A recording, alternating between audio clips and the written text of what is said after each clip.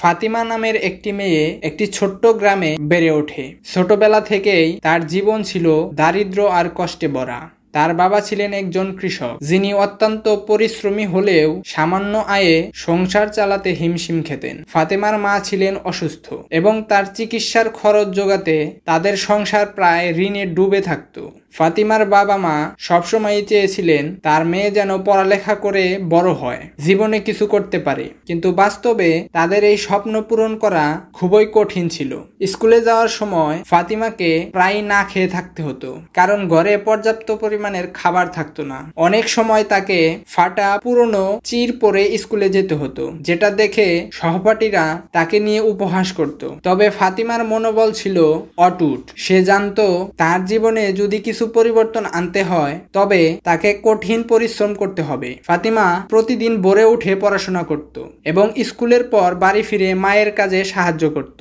তার বাবার কাছ থেকে সে শিখেছিল কঠোর পরিশ্রম আর ধৈর্যই জীবনে এগিয়ে যাওয়ার একমাত্র উপায়। কিন্তু জীবন ফাতিমাকে আরো কঠিন একটি চ্যালেঞ্জের সামনে দাঁড় করালো। একদিন তার বাবা মাঠে কাজ করার সময় হঠাৎ হৃদরোগে আক্রান্ত হয়ে মারা যান।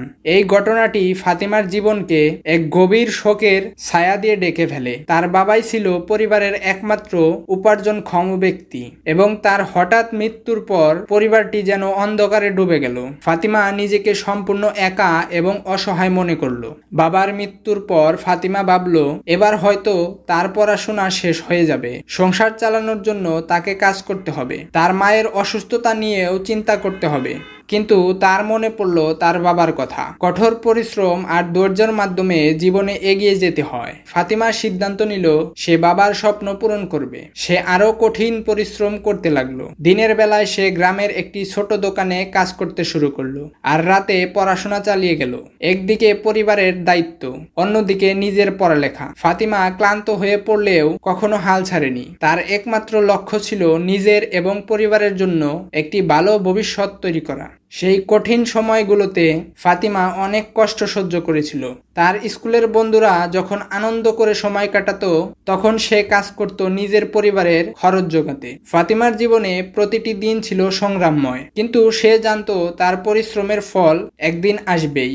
অনেক বছর পর কঠোর পরিশ্রম এবং অদম্য ইচ্ছাশক্তির মাধ্যমে ফাতিমা বিশ্ববিদ্যালয়ে ভর্তি হতে সক্ষম হয়। তার সাফল্যের গল্পটি গ্রাম জুড়ে ছড়িয়ে পড়ল।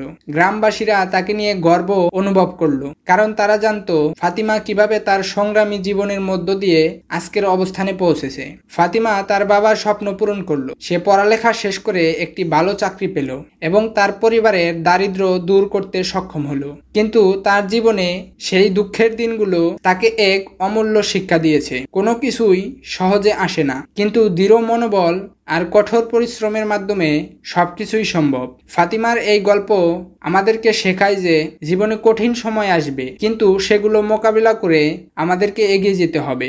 কষ্ট যতই বড় হোক, মনোবল এবং পরিশ্রম দিয়ে তা জয় করা যায়। এই গল্পটি আমাদের মনে করিয়ে দেয় যে জীবনের হারানোর মাধ্যমেই হয়তো নতুন কিছু পাওয়ার সম্ভাবনা থাকে, যদি আমরা সেই সুযোগকে কাজে লাগাতে পারি।